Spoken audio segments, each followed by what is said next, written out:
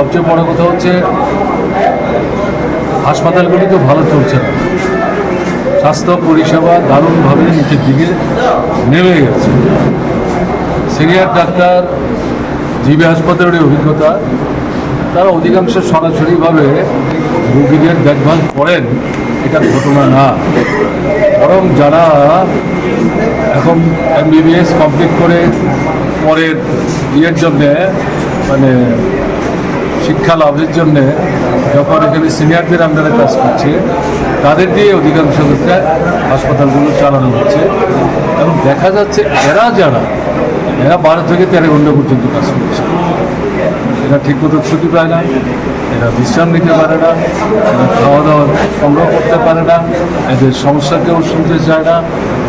একটা অস্বাভাবিক অবস্থাতে তারা কাজ করছে। একে জুনিয়র অভিজ্ঞতা সীমাবদ্ধ, আরেকদিকে দীর্ঘ সময় কাজ, সবটা মিলিয়ে এই স্বাস্থ্য পরিষেবার কাজটা দারুণভাবে বিঘ্নিত হচ্ছে। এটা শুধু জিবি না, জিবি IGM সহ সারা ত্রিপুরা এই যে জেলা হাসপাতাল, মহকুমা হাসপাতাল অধিকাংশ ক্ষেত্রে সমস্যাটা তৈরি হচ্ছে। এখন কিসের ভিত্তিতে সরকারের তরফ থেকে দাবি করা হচ্ছে স্বাস্থ্য পরিষেবার ক্ষেত্রে নাকি ভীষণ উন্নতি অগ্রগতি হচ্ছে। এখন বাস্তব অভিজ্ঞতা যেটা পত্রপত্রিকায় আমরা যা প্রতিনিয়ত দেখছি, তথ্যাদি যা বেরিয়ে আসছে, সাধারণ ডাক্তারবাবুদের যে প্রতিক্রিয়া, রোগীদের এবং তাদের পরিবারের লোকদের যে প্রতিক্রিয়া, তাতে তো সরকারের এই বক্তব্যের সাথে বাস্তবতাটা কিন্তু মিলছে না। তো এই বাস্তব তথ্যের সাথে সঙ্গতিহীন বক্তব্য উপস্থিত করে, আমি অসত্য বা মিথ্যা বলছি না, যদি সরকারের নেতৃস্থানীয়রা মানুষের সামনে এই বক্তব্য উপস্থিত করেন, তাহলে তো সরকার সম্পর্কে এমনিতেই ক্ষোভ আছে, বিক্ষোভ আছে, বিভ্রান্তি আরও বাড়ছে, আরও বাড়বে। তো আমরা যেটা বলবো, এটা বন্ধ হওয়া উচিত। ডাক্তার পাস করে বসে আছে আমাদের ত্রিপুরা মেডিকেল কলেজ থেকে, নার্স পাস করে বসে আছে, স্বাস্থ্যকর্মী পাস করে বসে আছে, সবই ত্রিপুরায়। তাদের কেন নিয়োগ করা হচ্ছে? তাদের অবিলম্বে নিয়োগ করা দরকার। হাসপাতালগুলো ডাক্তারের সংখ্যা বাড়ানো দরকার, নার্সের সংখ্যা বাড়ানো দরকার, স্বাস্থ্যকর্মীর সংখ্যা বাড়ানো দরকার। এবং হাসপাতাল থেকে সরকারিভাবে সব ওষুধ দেওয়া যাবে না, আমরাও দিতে পারি, কিন্তু কিছু গুরুত্বপূর্ণ ওষুধ দেওয়ার ব্যবস্থা করা। এগুলো যদি করা না যায়, তাহলে সরকারের অস্তিত্বের ভিত্তিটা কী? এটা তো সরকারের দায়িত্ব। একদিক থেকে আমরা দেখছি স্বাস্থ্য পরিষেবা যেমন বিঘ্নিত হচ্ছে, শিক্ষাও আক্রান্ত এবং বিঘ্নিত হচ্ছে। এবং স্কুলে মাস্টার নাই, এবং ঠিকমতো ক্লাস হয় না।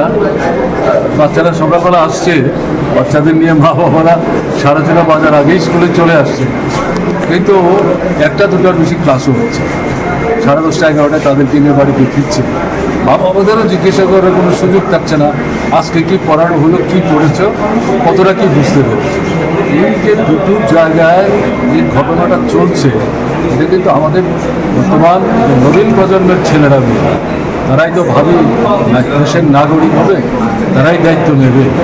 তাদেরকে যদি ডেভেলপ করার জন্য স্বাস্থ্য এবং শিক্ষা দুটো ব্যাপারে যদি সরকার নজর না দেয়, তাহলে কী করে তারা ভবিষ্যৎ দিনে যথার্থ নাগরিক হিসাবে দেশ পরিচালনা, রাজ্য পরিচালনার ক্ষেত্রে কার্যকরী ভূমিকা নেবে? এই জায়গাটা আমাদের যা মনে হচ্ছে, সারা দেশের যে অভিজ্ঞতা, ত্রিপুরাতেও যেখানে বিজেপি শাসন আছে, সমস্ত জায়গায় খুব উদ্দেশ্যমূলকভাবে এই জায়গাটা তারা অবহেলা করে চলেছে।